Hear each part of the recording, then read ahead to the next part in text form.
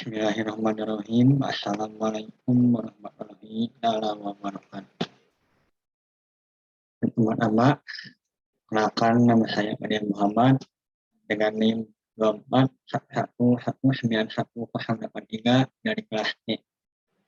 Saya akan memaparkan hasil tugas daripada yang diberikan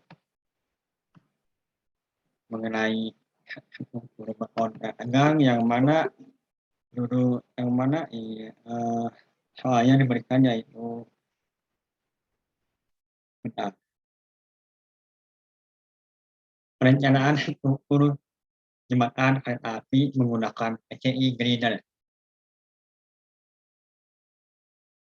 Terus kita mendownload dari katalog kita beton PCI PM60 2012 dengan bentang 20 meter untuk genap dan 30 meter untuk ganjil. Saya kebetulan mendapatkan ganjil. Pembebanan sesuai PM60 2012. Tentukan dimensi gender bin katalog kita. Itu jumlah download dapat jadi tanggal. Untuk pengerjaan ya dibuat seperti laporan ya. Ya, lanjut.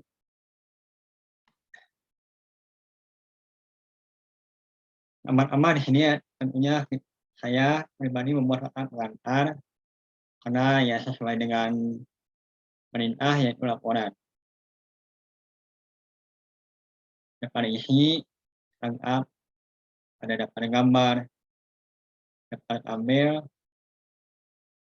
pendahuluan, ada landasan teori.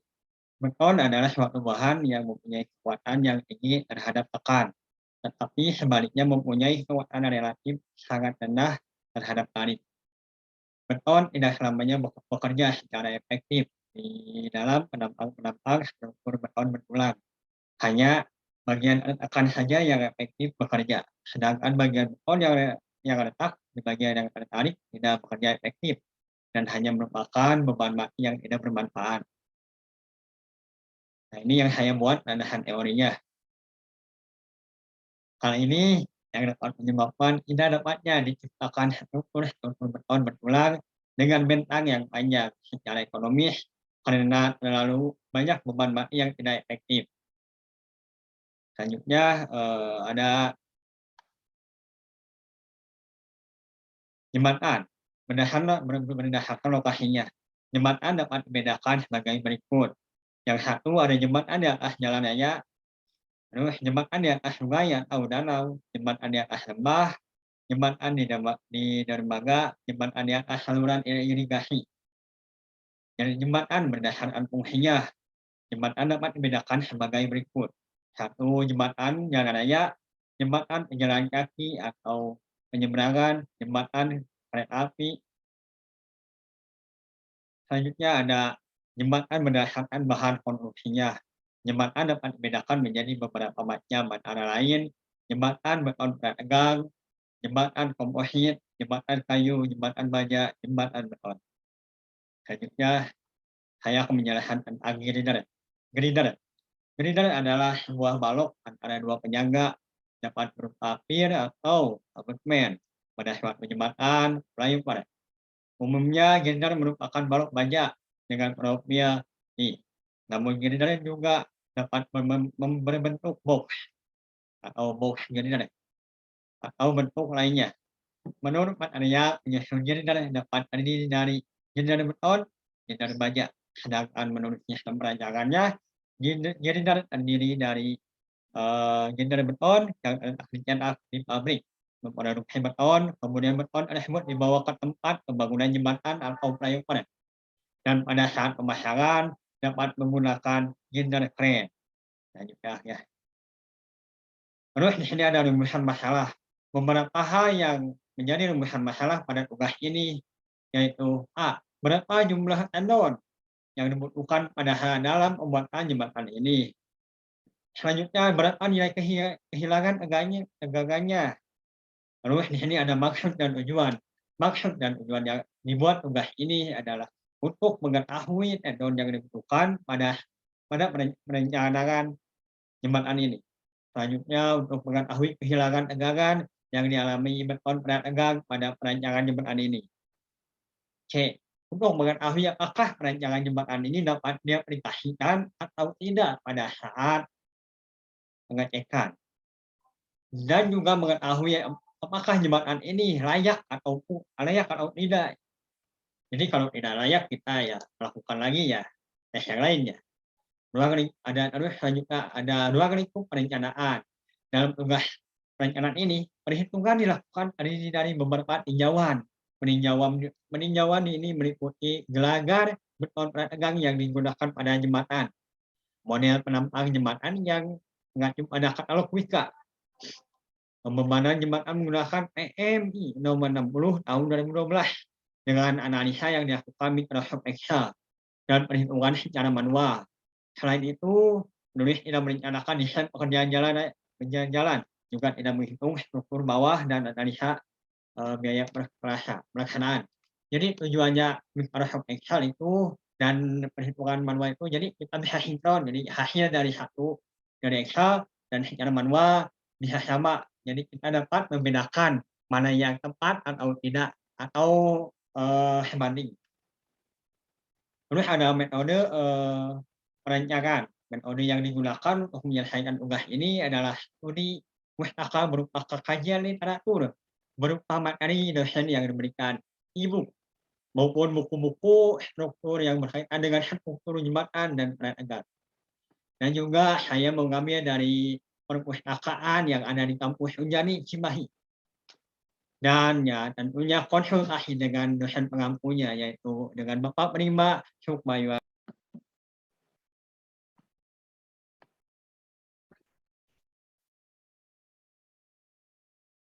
Ya, maaf, koneksi kurang stabil. Melanjutkan mungkin dari metode perancangan. Ada yang tadi ya. Selanjutnya ada sistematika penulisan laporan. Penulisan laporan ini disusun dengan sistematis secara kerangka masalah disusun dalam beberapa bagian yang ditempatkan pada bab dengan maksud agar dapat memberikan gambar yang jelas dan mudah dimengerti mengenai permasalahan yang akan dibahas. Sistematika penulisan ini adalah sebagai berikut. Saya menulis di sini ada bab 1 pendahuluan, bab 2 tinjauan pustaka, bab 3 data perencanaan, bab 4 analisis dan pemodelan,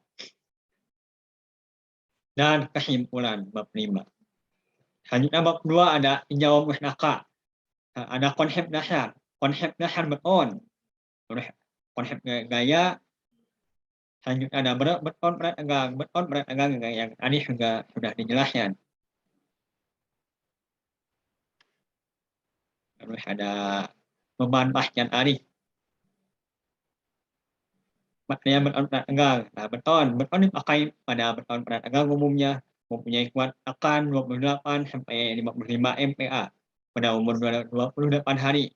Benda uji Sheridan.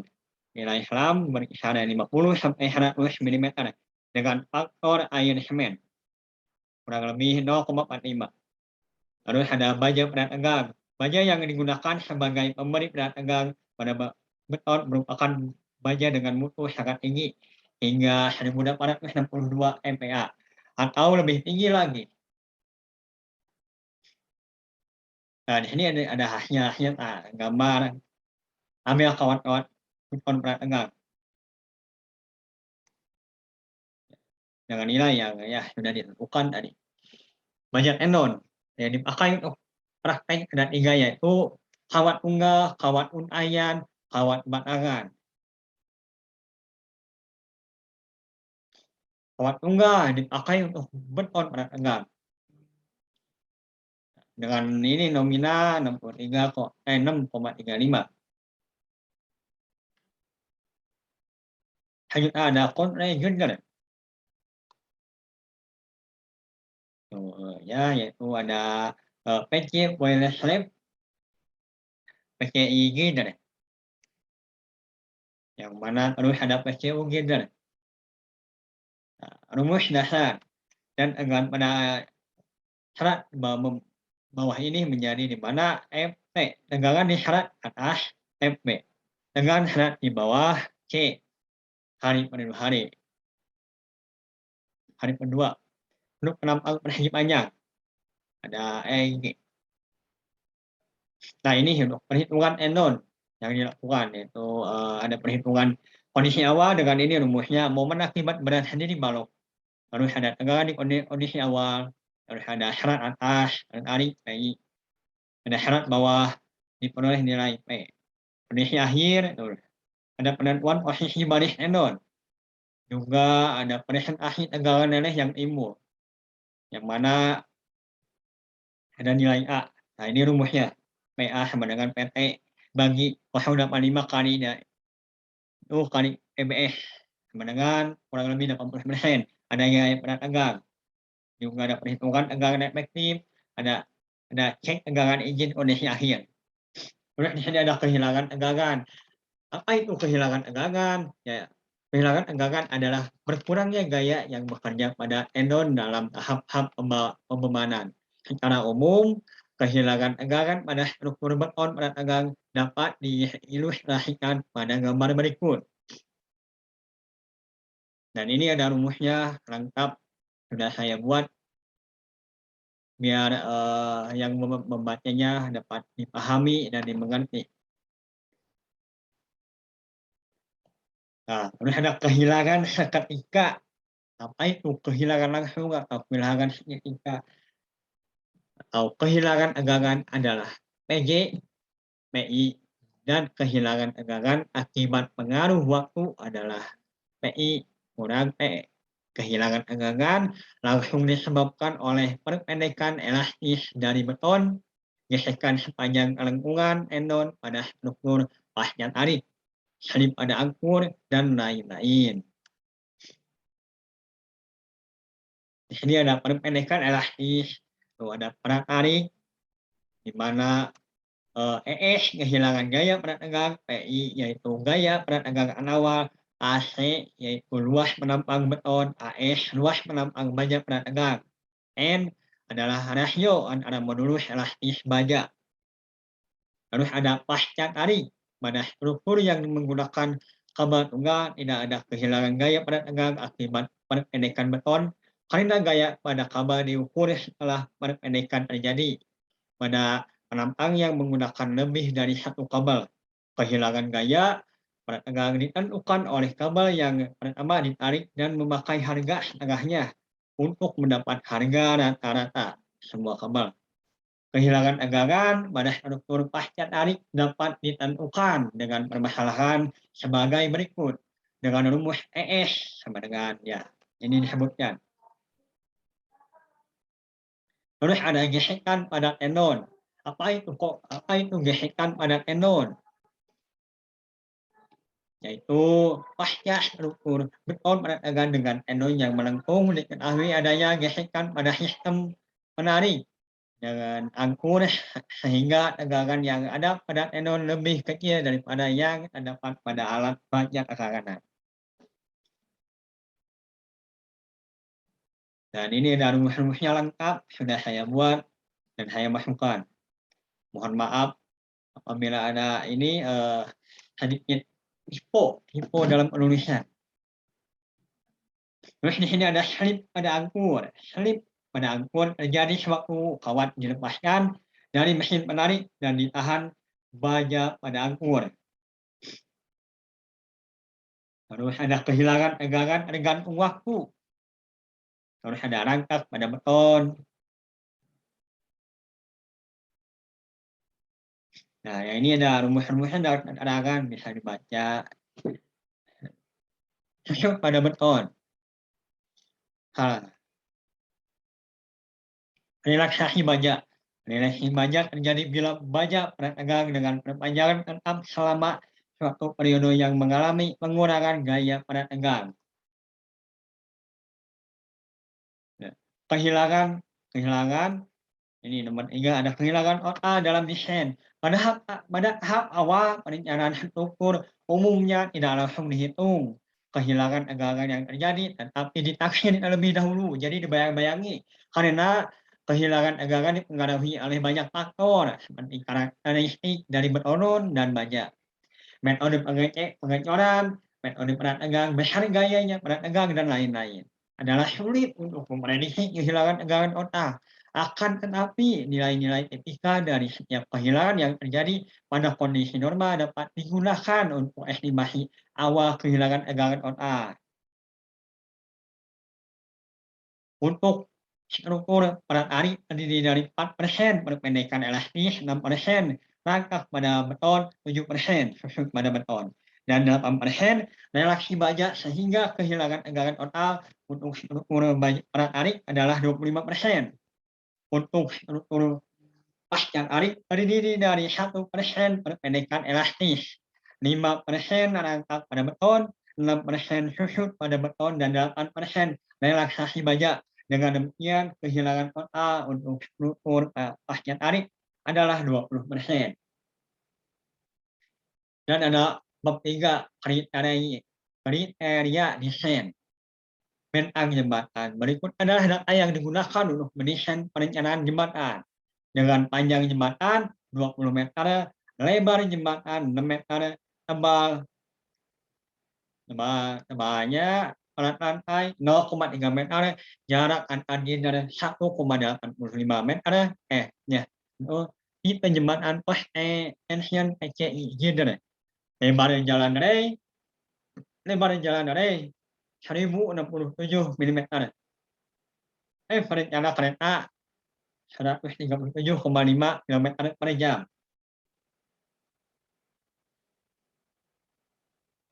Dan ini tentunya ada penampang yang digunakan yaitu ya dari Wika Beton PCI PM 60 tahun 2012 tahun 2012 itu. Ada gambar yang di sini lengkap. Dan ini yang diketahui ya dimensi penampang ada H 1250, WA 350, WB 650, WEB 875, WEB 170, HFI 175, F2 75, HF3 100, HF4 125 mm. Dan jembatan di sini lengkap. Ada jumlah gider 4, tipe gider PCIH 125, jarak antar gider ada 1,85 meter. Ada beton.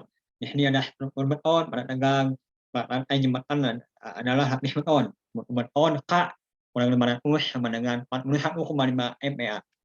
Ada diafragma, ada tendon, ada mutu baja lengkap, ada pelatan ai baja, tebak plat, ada jenis beton, ada bantalan, jenis bantalan, jarak antar sumbu, jumlah bantalan, tebal bantalan. Terus kita harus menentukan jalannya. Apa itu jalannya?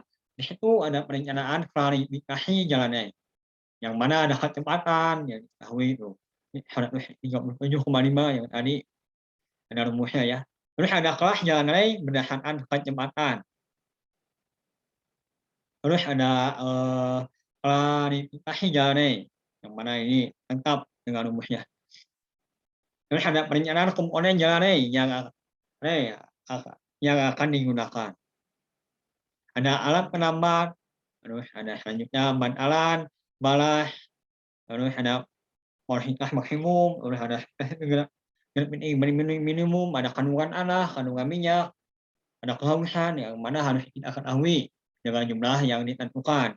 Ada pembebanan, ada tentunya ada beban mati. Beban mati terdiri dari berat sendiri dan beban mati ada beban mati tambahan. Sebagai berikut ada berat sendiri yaitu ini rumusnya BE sama dengan AC kali GC. Yang mana tadi sudah dihitung, harus ada pelatan I yang mana lebar, ada tinggi, ada panjang, ada berat jenis beton luas, di pelatan I gitu. Terus ada beban mati tambahan, ada beban rel, ada beban bantalan,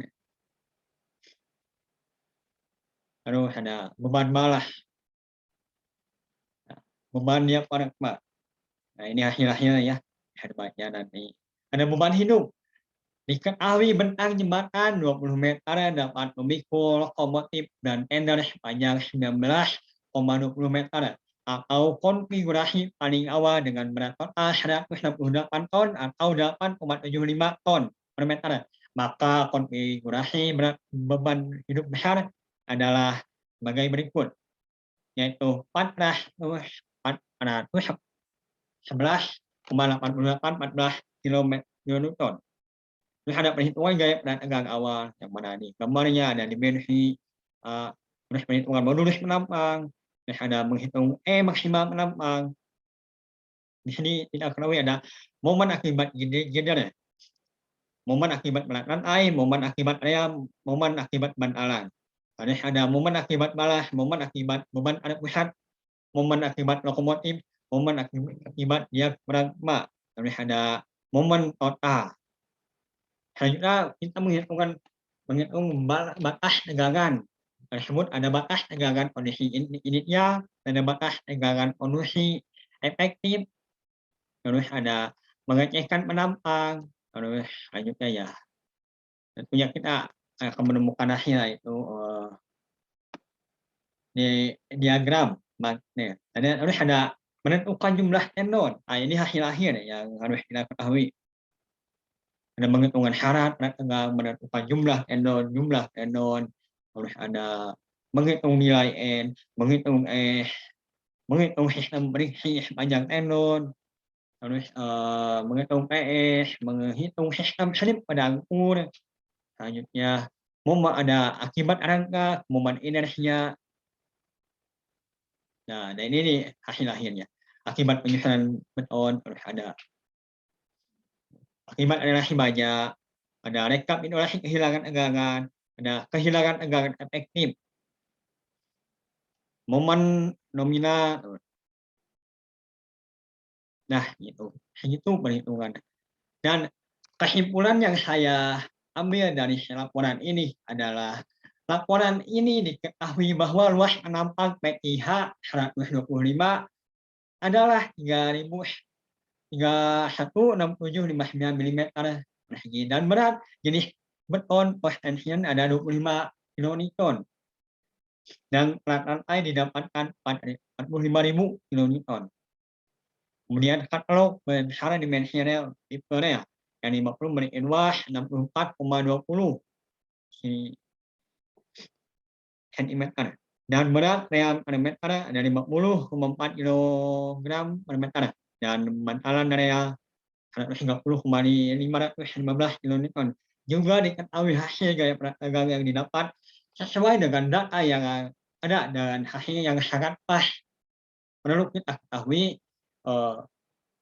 menghitung semuanya itu harus dilakukan secara teliti. Hasil ini merupakan perhitungan sesuai dari data yang ada dan aturan yang sesuai juga yang berhasil baik tidak hanya tergantung bahan yang diuji, tergantung kondisi, tergantung cuaca pada dan ada dibutuhkan penelitian agar mendapat hasil yang diinginkan sesuai dengan prosedur yang ada. Juga hasil yang baik adalah hasil yang sangat kita inginkan karena kita dalam menghitung harus mendapatkan hasil yang terbaik agar mendapat jalan yang bagus.